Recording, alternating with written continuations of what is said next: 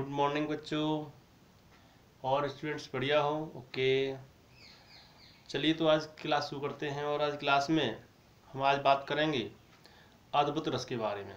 देखिए स्टूडेंट्स, आज मैं आपको इस रस के बारे में इसकी परिभाषा, इसका स्थायी भाव, विभाव, उद्दीपक विभाव, अनुभाव, संचारी भाव के सब के बारे में बात करूंगा। और इसका एक एग्जाम्पल भी मैं आपको बताऊंगा, है ना। और कुछ पंक्तियां भी मैं आपको और अन्य पंक्तियां भी मैं आपको बताऊंगा। और एक पंक्ति मैं आपको पहली बार बताऊंगा, जिसे आप सुने ध्यान से और आप मतलब अपने हिसाब से भी इस रस की कोई अपना एग्जाम्पल दे सकते हो, ठीक है।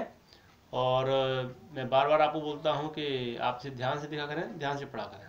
तो शुरू करते हैं, ठीक है स्टूडेंट्स। तो आज हम बात कर रहे हैं किसकी? अद्भुत रस की। कौन सा रस? अद्भुत रस। अद्भुत, ठीक है। अद्भुत का मतलब क्या होता है? अद्भुत का मतलब होता है आश्चर्यजनक। अद्भुत माने आश्चर्यजनक कोई वस्तु, अद्भुत यानी आश्चर्यपूर्ण, है ना।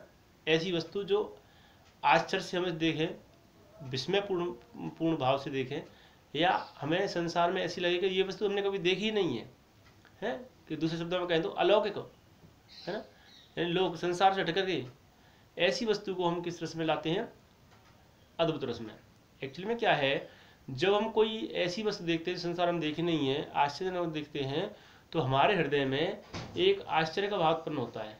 किसका भाव उत्पन्न होता है? आश्चर्य का, ठीक है। यानी विस्मय होता है। हमें क्या होता है? विस्मय होता है।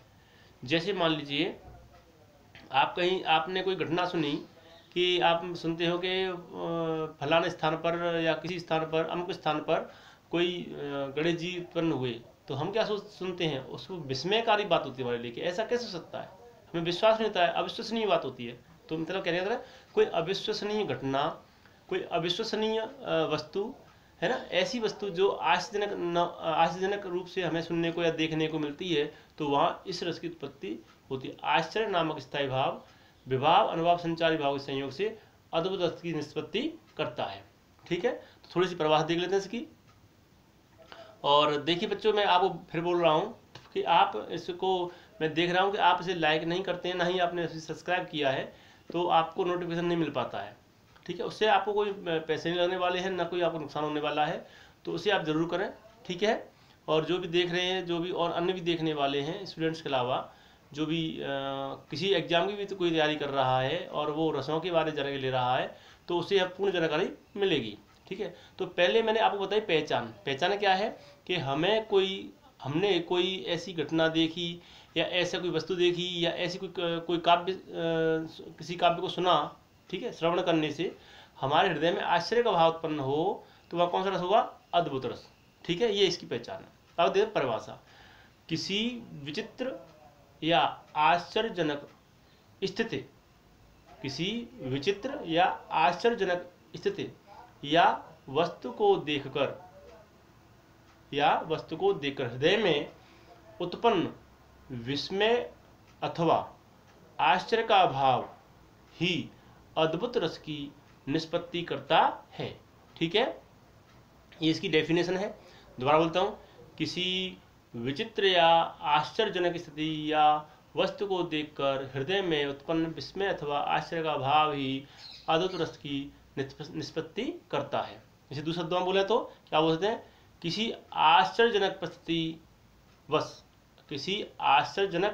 परिस्थिति वश विभाव, अनुभाव, संचारी भाव के संयोग से अद्भुत रस की निष्पत्ति होती है।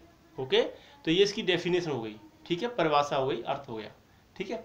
मैं आपको हमेशा बताता हूँ कि मैं आपको दो खंड में बताता हूँ, क और ख। देखिए कभी कभी स्टूडेंट्स को लगता है बहुत लेंदी बता रहे हैं, बड़ा बता रहे हैं, ठीक है, शॉर्ट नहीं बता रहे हैं।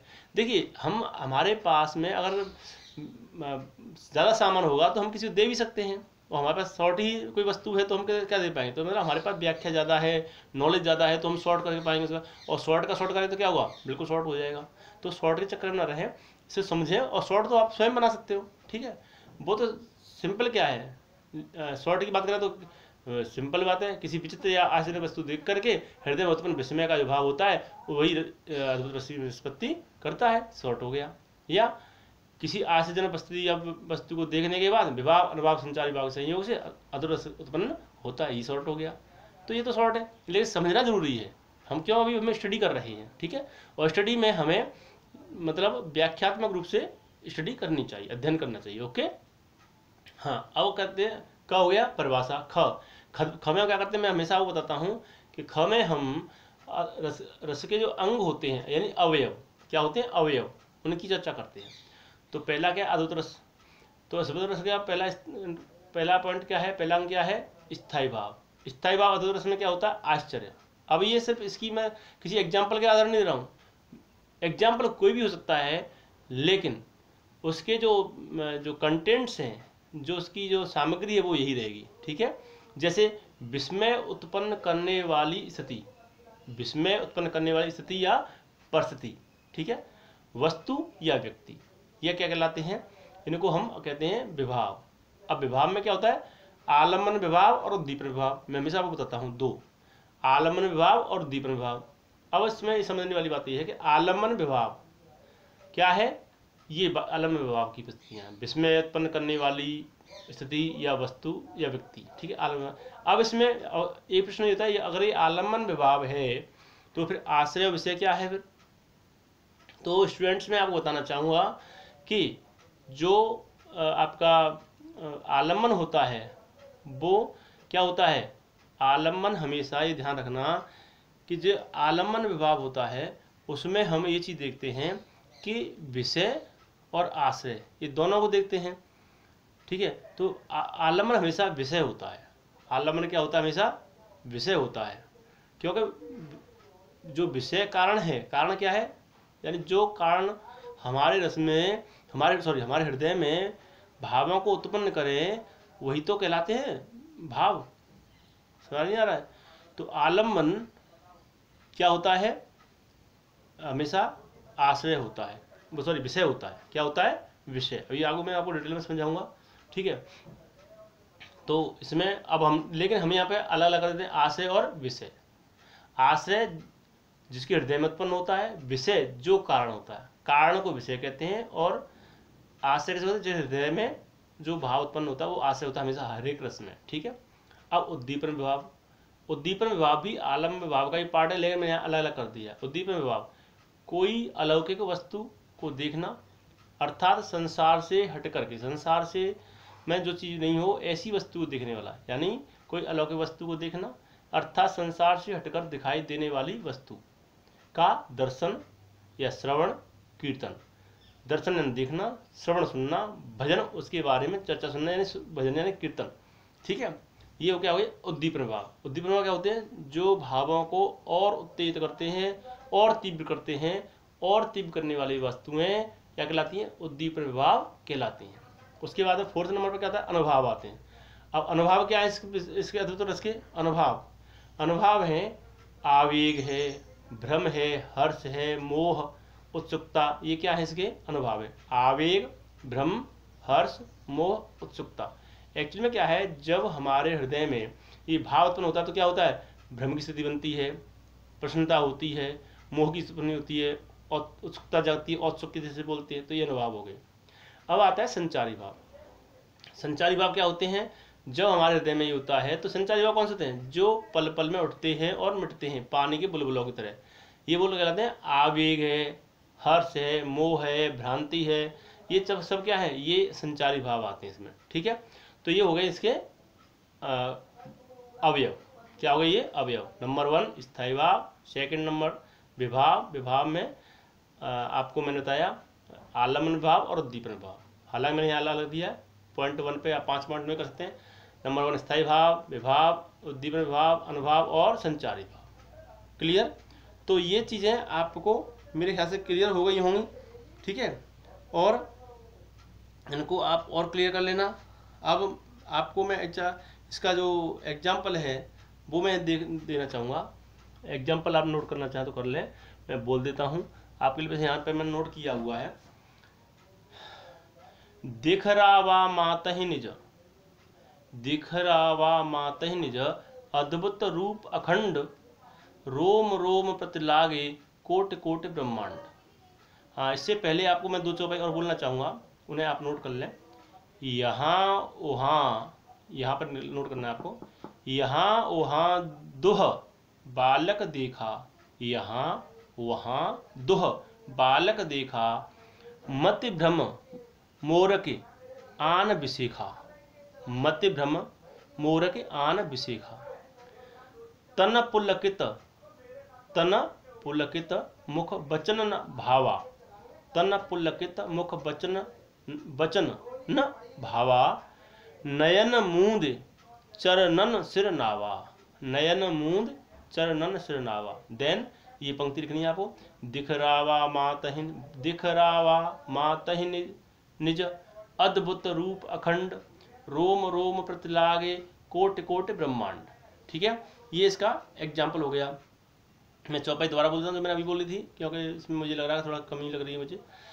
यहाँ वहाँ दुई बालक देखा, और मति भ्रम मोर के आन विशेखा।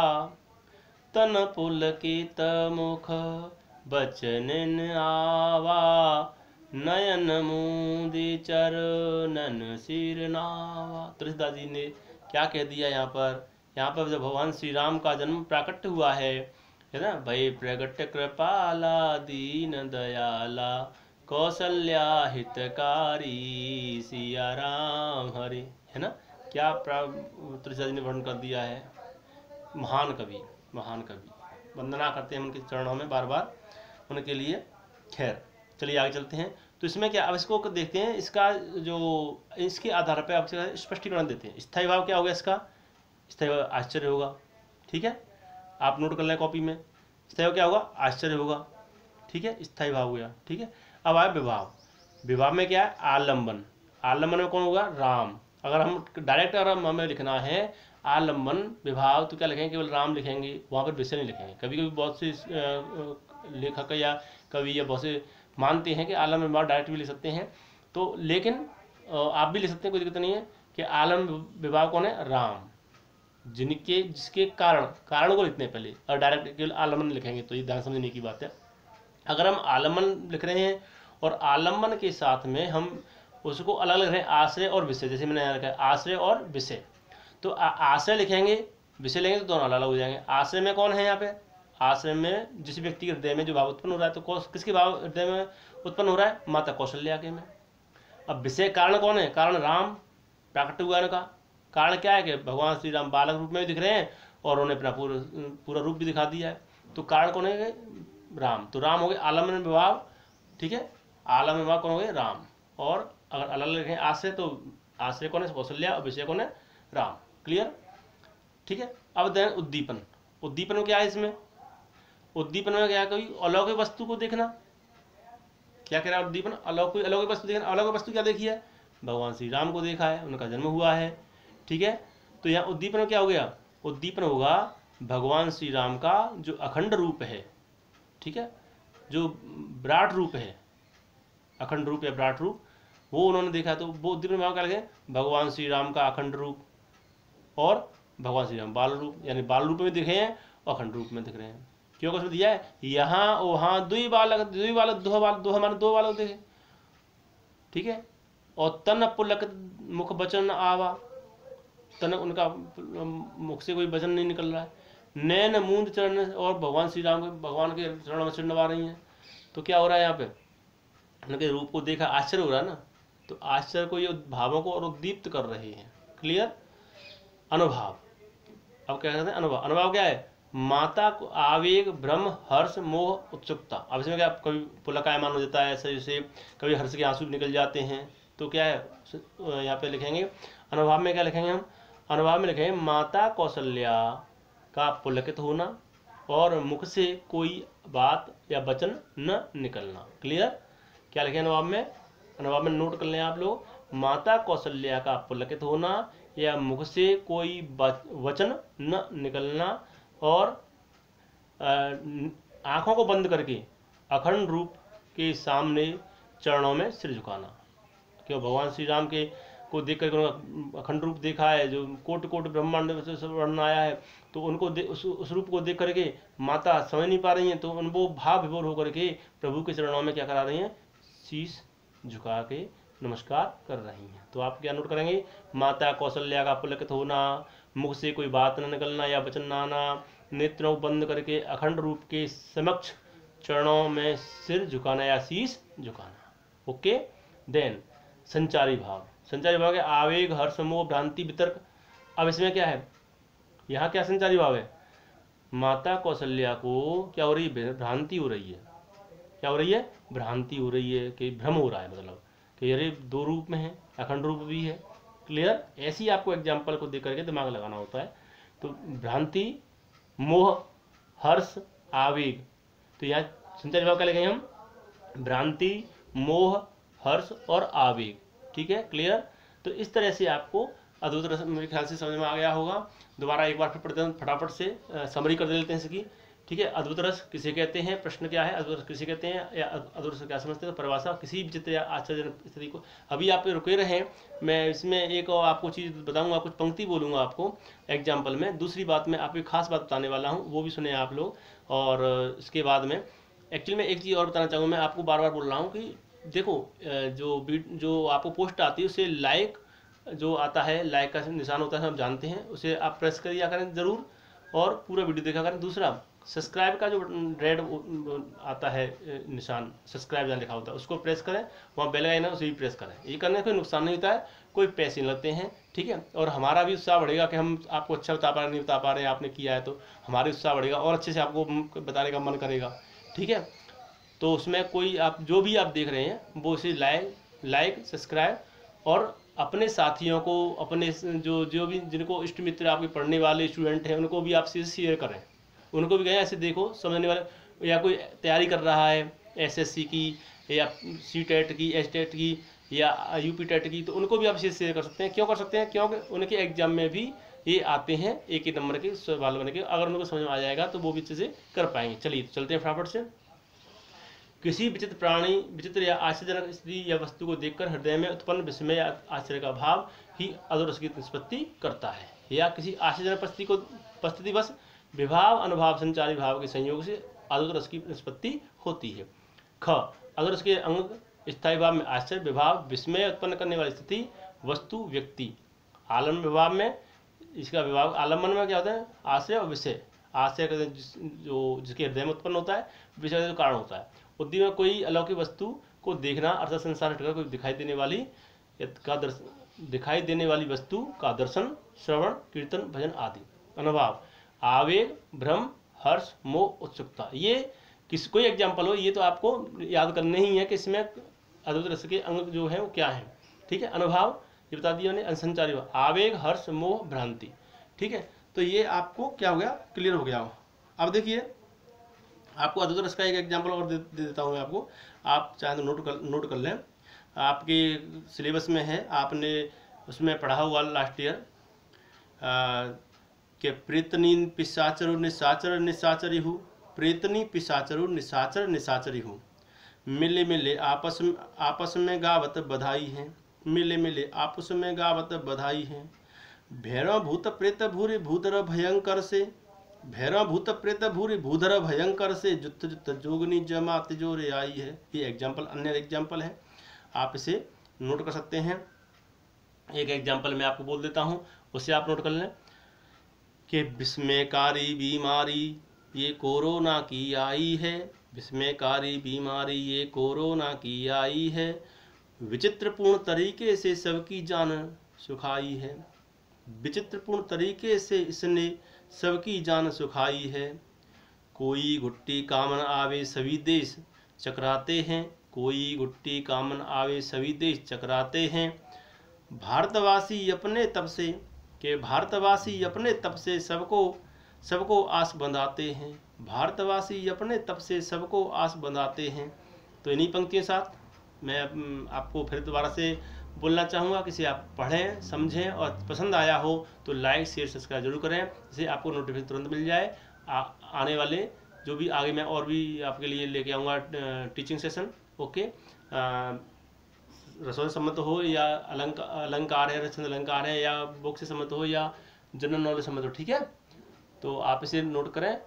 थैंक यू, धन्यवाद।